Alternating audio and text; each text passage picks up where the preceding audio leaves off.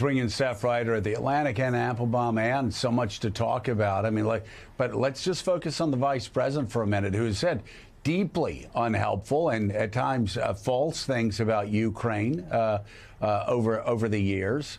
And last night saying, oh, don't talk to allies, don't talk to Europeans that are coming together to support you. Donald Trump's the only game in town. And at the same time, mocking and ridiculing the sacrifices that our allies have made supporting the United States in wars that we have declared over the past 25 years. So I'm in Europe, and actually yesterday I was in Germany, and the day before, a couple of days ago, I was in Vilnius in Lithuania. And I don't think it's possible to exaggerate the scale of the shock and surprise that people feel here. Some of it is about Ukraine, of course, but some of it is also about America. I mean, I think Europeans, maybe uniquely in the world, maybe along with Canadians, a few others, have this idea of Americans, some of it a little bit maybe Hollywood-esque, you know, they're the good guys who fight the bad guys. You know, they show up eventually and they solve the problem. You know, they're the honorable ones who fight against treachery and evil. And of course, that's an old stereotype, and Hollywood doesn't even make those kinds of movies anymore. But the degree to which, the suddenness with which that old fondness and memories of the Second World War and memories of the Cold War has suddenly been swapped for something completely different, sort of a brutal, sarcastic, mocking America, an America that uses the language of Russian propaganda to talk about its closest allies, an America that makes apparently arbitrary decisions. I would say that the treatment of Zelenskyy in the Oval Office and the tariffs on Canada and Mexico go in the same basket. I mean, they're both angry, arbitrary, kind of thin-skinned decisions that don't seem to have any basis in any rational argument.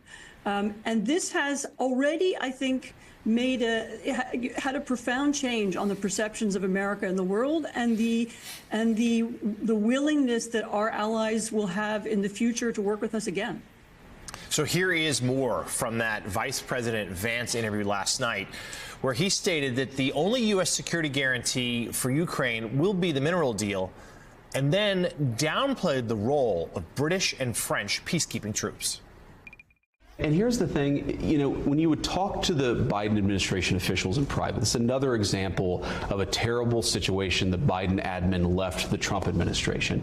When you ask them what's the plan, okay, we're going to spend tens of billions of dollars, hundreds of billions of dollars in Ukraine. What is your plan? And they would honestly tell you, well, we're just going to send them weapons for as long as we can and hope eventually they can turn the tide.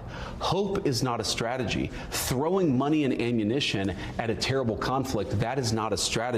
The only guy in town with a strategy is the President of the United States, and everybody needs to follow his lead. What scares me is Zelenskyy, when he says it's going to go on for years, how many more lives are going to be lost? He's not going to have a country to save at the end of that. The minerals deal would have provided the monies to rebuild their country and a strong U.S. presence and maybe European troops as well. And this is an important part of it. The president knows that, look, if you want real security guarantees, if you want to actually ensure that Vladimir Putin does not invade Ukraine again, the very best security guarantee is to give Americans economic upside in the future of Ukraine. That is a way better security guarantee than 20,000 troops from some random country that hasn't fought a war in 30 or 40 years. The security guarantee and also the economic guarantee for Ukraine is to rebuild the country and ensure that America has a long-term interest. You're not going to do that if you come to the Oval Office, insult the president, and refuse to follow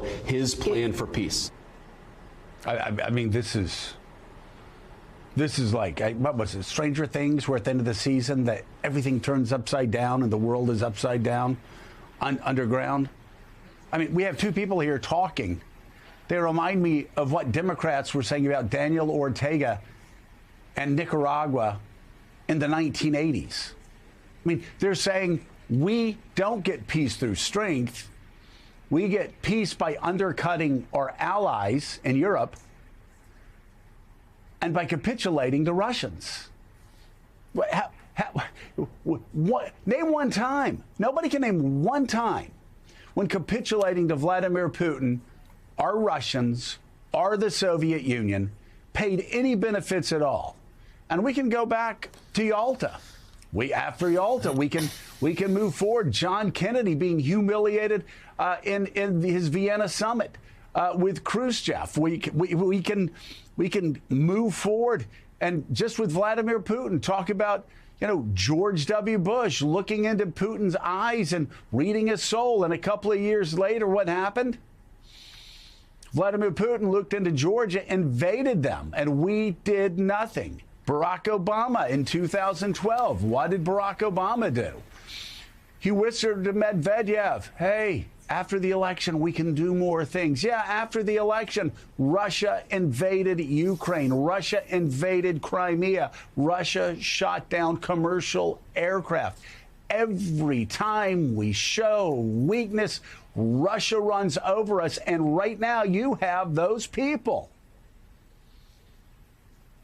They did it in the White House, saying, this is what we're going to do. We're going to undercut our allies who have been beating the Russians back for over 2 years now, 3 years. And we're going to start basically sounding like we work on RT. And we're going to copy Russian talking points. And we're going to insult America's closest and most loyal allies. That's what they were doing. The vice president talked about some random country that hasn't fought a war in 30 or 40 years. We're not on X here. Like, we can do fact checks.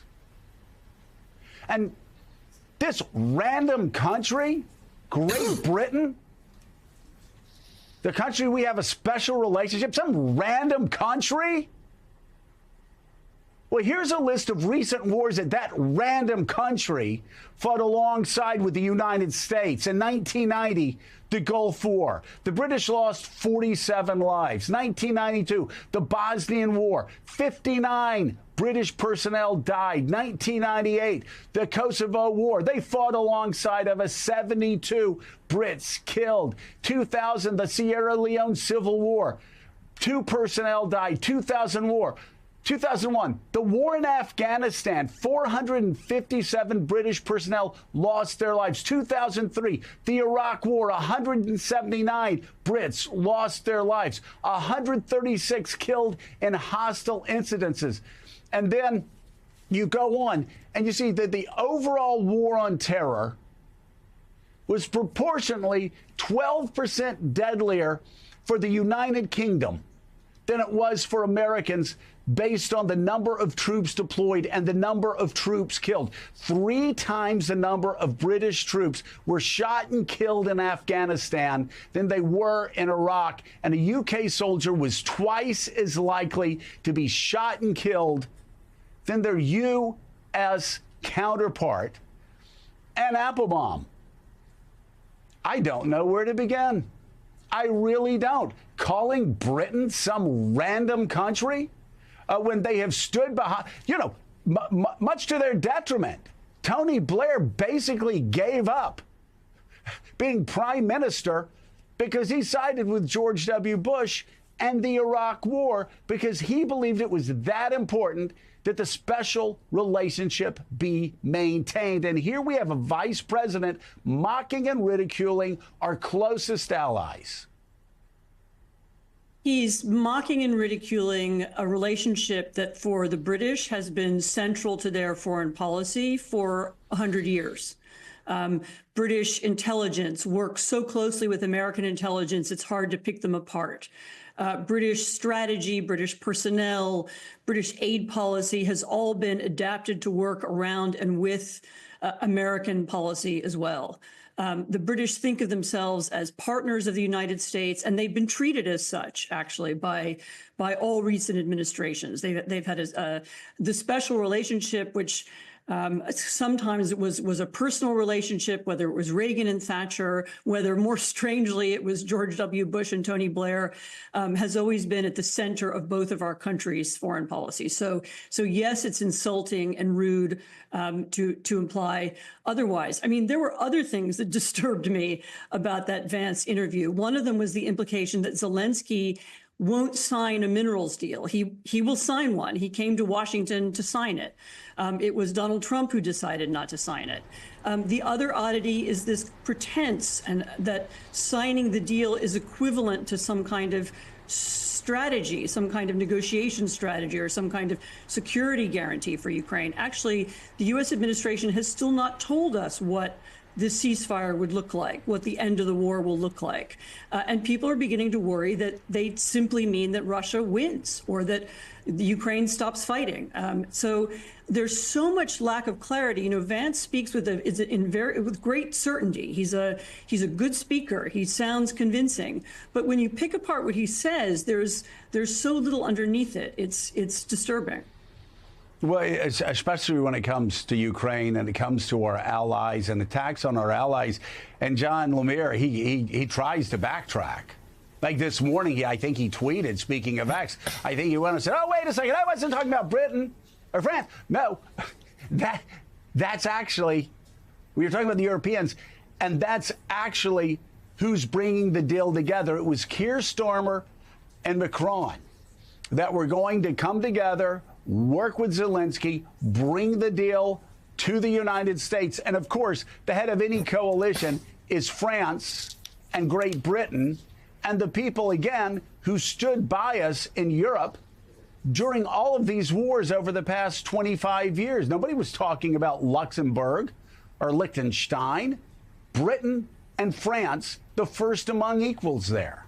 Yeah, the vice president indeed took to X today to claim that this is absurdly dishonest. He wasn't talking about the UK or France. He was taken out of context. Mind you, this appeared last night on Sean Hannity's show. Who is he talking about then? Yeah, who is he talking about then? Because the way the question was set up, it is Britain and it is France who are at the front of all of this, and everybody in Washington knows this. Everybody in Europe knows this. I guarantee you everybody in Russia knows this.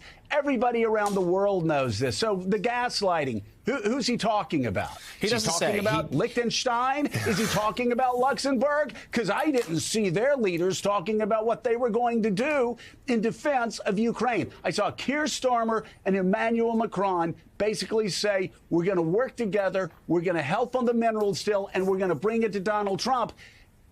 And that's what JD Vance was responding to. He said, oh, no, you can only talk to Donald Trump. Don't talk to our allies who have been with us for 100 years. Yeah, if he was taken out of context, talk to the Sean Hannity's producers, I suppose. In his post this morning, Vance does not identify. He just says there are other countries he was referring to. He claims it was not UK, for other countries. Oh, okay. We should note that UK and France have both actually committed troops to Ukraine if necessary. We heard that from Keir Starmer again over the weekend. Macron's made a similar pledge. So